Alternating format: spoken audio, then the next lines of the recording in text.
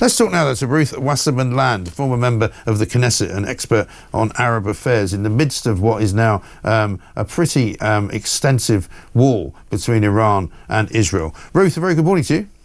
Good morning to you too. Nice to speak to you. I understand you're in Israel right now, so tell us first of all how difficult it's been there for the past few days. A lot of Iranian missiles are getting through the defences, partly because they're firing so many apparently. What's it been like?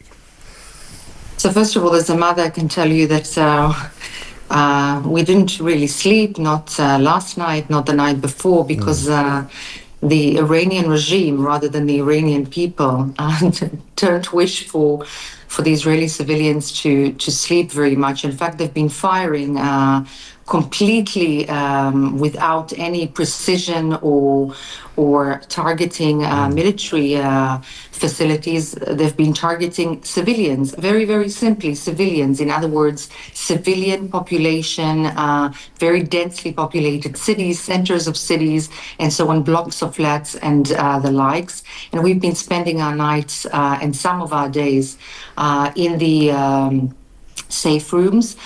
It's quite an ordeal, I must say. This is something that I think even Israelis, resilient Israelis,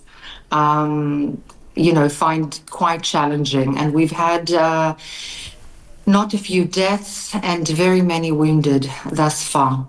Yeah, I mean, I can imagine it must be absolutely awful and obviously difficult for people to get out of Israel right now because of the fact that there's no commercial flights going. And I'm told as well that Benjamin Netanyahu has made it very clear that these Iranian strikes are not only aimed at harming Jewish civilians in Israel, but also Arab civilians who live in Israel. Oh, absolutely. They've been, the city of Tamra in the north of Israel has been hit, not only targeted, the entire country is being targeted in civilian population. So it actually covers everyone, Christians, Muslims, Jews, foreign workers, and so on. But specifically, a missile fell in the city of Tamra, and an entire family was wiped out, a Muslim family. Also, there've been hits, and an entire Christian family in Haifa has been killed. There've been really terrible tragedies with this particular war, and it's quite astonishing, the resilience of the Israeli people, again, all of the Israeli people, because we all understand the necessity and the inevitability of this war, because there were four main aims of this particular campaign. And this is something that, is not clearly perhaps understood by the international arena. One is the nuclear program of the Islamic Republic of Iran and the Mullah regime.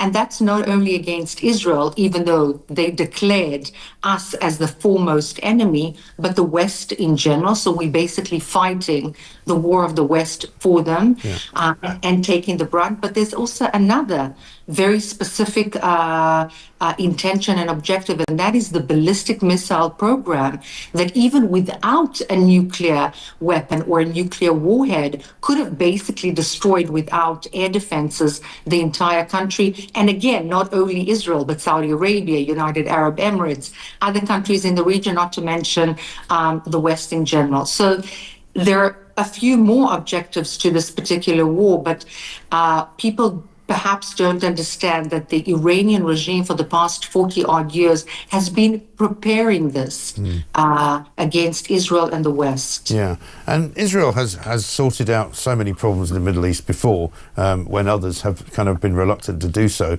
certainly with Saddam Hussein in the past as well.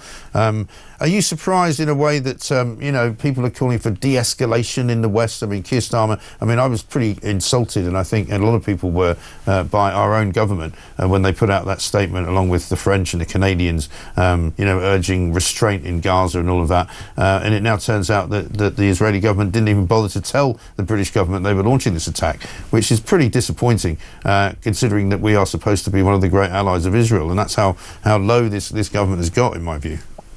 Well, there is a very large degree, a significant degree of secrecy to such a war.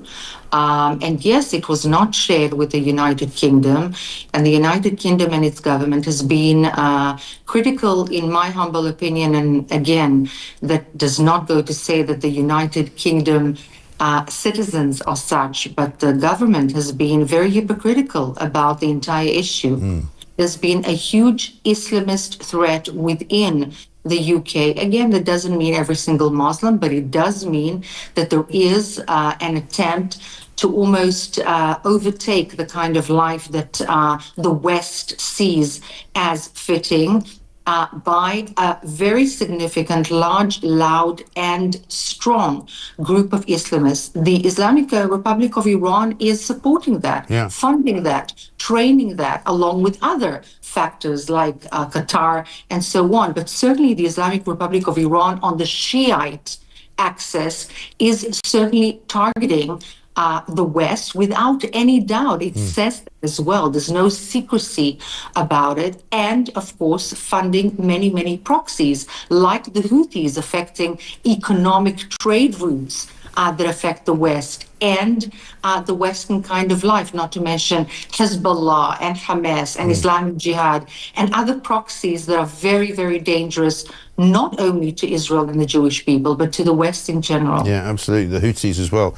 And so, Ruth, are you prepared to be in this for the long haul in terms of, running up and down into shelters and that kind of thing?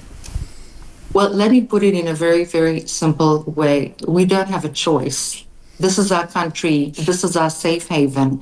Again, as a mother, for my children's safety, we have no choice but to eliminate the threat of the Islamic Republic of Iran that has clearly, openly declared that it wants the destruction of my country and all of my people. They've said that very clearly. And not only that, but programs have been found, in other words, proper plans for the complete annihilation of my country with nuclear power, with rocket barrage, and with weaponizing the proxies in the region.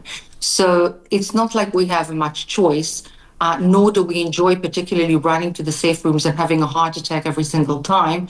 But we do need to take care of ourselves. And no matter if we're on the left or the right of the political spectrum, this is in fact the safety of our country and our lives.